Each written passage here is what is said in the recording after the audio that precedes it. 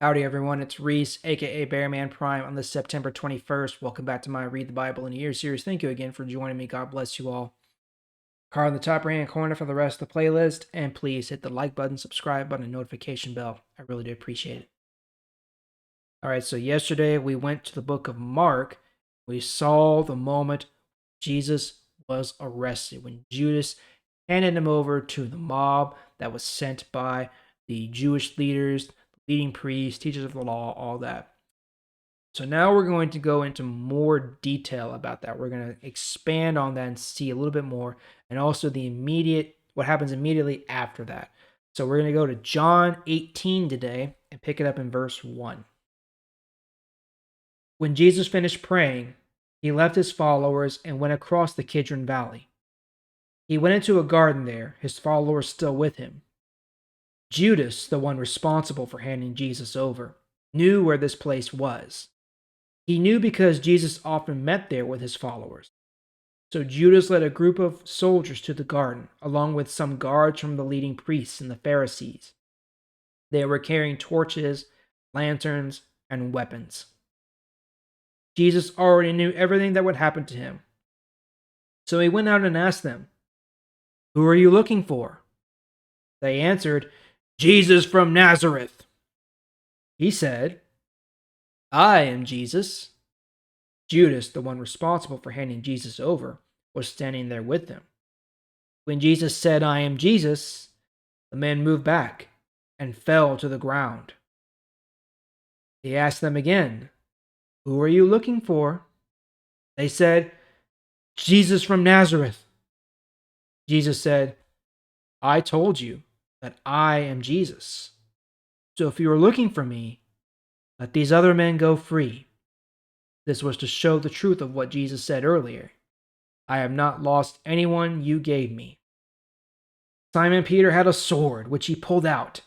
He struck the servant of the high priest and cut off his right ear. The servant's name was Malchus. Jesus said to Peter, "Put your sword back in its place. I must drink from the cup the Father has given me." Verse 12. Then the soldiers with their commander and the Jewish guards arrested Jesus. They tied him and brought him to Annas, the father-in-law of Caiaphas. Caiaphas was the high priest that year. He was also the one who had told the other Jewish leaders that it would be better if one man died for all the people. Verse 15. Simon Peter and another one of Jesus' followers went with Jesus. This follower knew the high priest. So he went with Jesus into the yard of the high priest's house. But Peter waited outside near the door. The follower who knew the high priest came back outside and spoke to the gatekeeper. Then he brought Peter inside. The girl at the gate said to Peter, "Are you also one of the followers of that man?" Peter answered, "No, I am not." It was cold, so the servants and guards had built a fire. They were standing around it, warming themselves. Peter was standing with them. Verse 19. The high priest asked Jesus questions about his followers and what he taught them. Jesus answered, "I have always spoken openly to all people. I always taught in the synagogues and in the temple area. All the Jews came together there. I never said anything in secret. So why do you question me? Ask the people who heard my teaching. They know what I said." When Jesus said this, one of the guards standing there hit him. The guard said, "You should not talk to the high priest like that." Jesus answered, "I said something wrong. Tell everyone here what was wrong. But if what I said is right, then why do you hit me?" So Annas sent Jesus to Caiaphas the high priest. He was still tied. All right, so more or less the same account as Mark puts it, but some details are different, right? So the beginning is more or less the same. Jesus in the garden with his apostles, mainly Peter, James, and John. And then Judas comes leading this group of people. Okay, and John calls them soldiers and guards, whereas in Mark, it sounds more like they're a mob. Okay, but regardless, Jesus leads this group of people to him. And Jesus goes out to meet them. And instead of Judas, identifying Jesus with the kiss, Here we see Jesus ask them, "Who are you looking for?" And they answer, "Jesus from Nazareth." And he says, "I am Jesus." And then they all move back and bow to the ground. Now, why would they do that? This is the man they were sent to find, and he's clearly identifying himself. I'm the one you're looking for. But you really got to dig into what the text actually says. The literal translation of what Jesus said was not, "I am Jesus." But what he's actually saying is, "I am." Okay? Now, remember, "I am" is a name that God references to himself. I am that I am. Yahweh, I am. So Jesus is clearly saying that not only is he the one they're looking for, but he's also God, right? And then something inside them, these men just tell them, this guy is worthy of being bowed down to. Okay, even though they don't recognize him as the Son of God, as one of the Trinity, as the Lord of all, they just like, oh, I bow down to this guy. And then we see the account here of the apostle, in this case Peter, like I identified last time, take his sword and cut off the ear of the high priest's servant.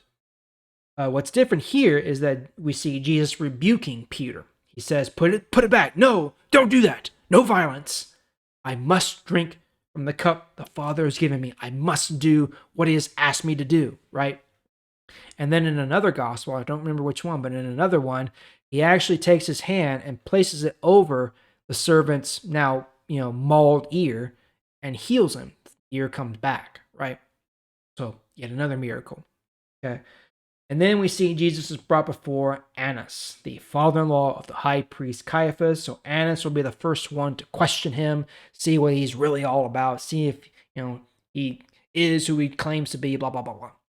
And then after that, we see the first time Peter denies knowing Jesus, right? So they follow him secretly, okay?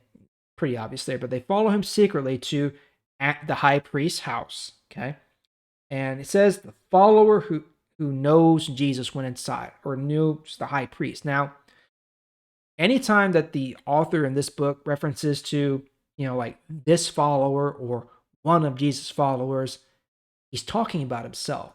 So Peter and John, the apostle John, are the ones to go to the high priest's house. John is the one who knows the high priest for some reason. We don't know why, it doesn't matter. So he goes in and he basically tells, hey, this guy can come in too. He's cool, right? So Peter goes in with him. And then the girl asks him, aren't you one of those followers of that guy? And in fear, Peter's like, no, I don't know him, right? Just like any of us would do. If someone's, accusing us of something, what's the first reaction to? Deny, right? We'd be like, nope, wasn't me. I didn't do anything.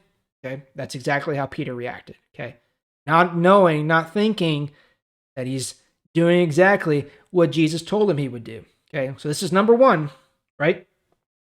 And then we see the first questioning of Jesus, where Annas is questioning Jesus about what he taught his followers, who he is, what he's really about. And Jesus basically says, I've been here this entire time. I've always spoken in synagogues in the temple area.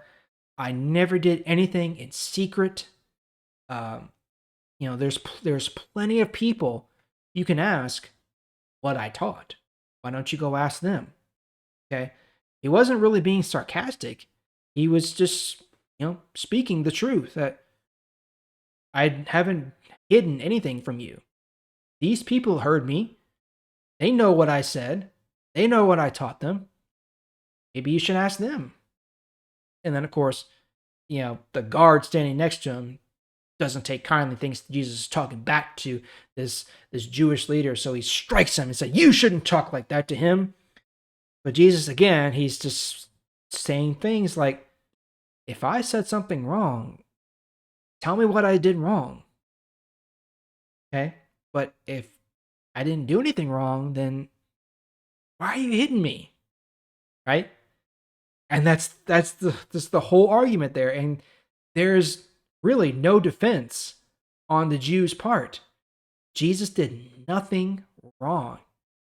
Literally lived a sinless life. He's the only person who has ever walked this earth and who ever will walk this earth who can make that claim. Lived a sinless life. He has literally done nothing wrong. Okay. So there's really no defense for the Jews.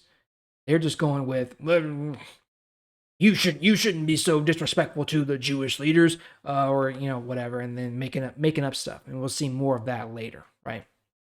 But that's where we're gonna leave it for today. We're gonna pick it up there tomorrow. Thank you again for joining me. I sure do appreciate it. I'll see y'all tomorrow.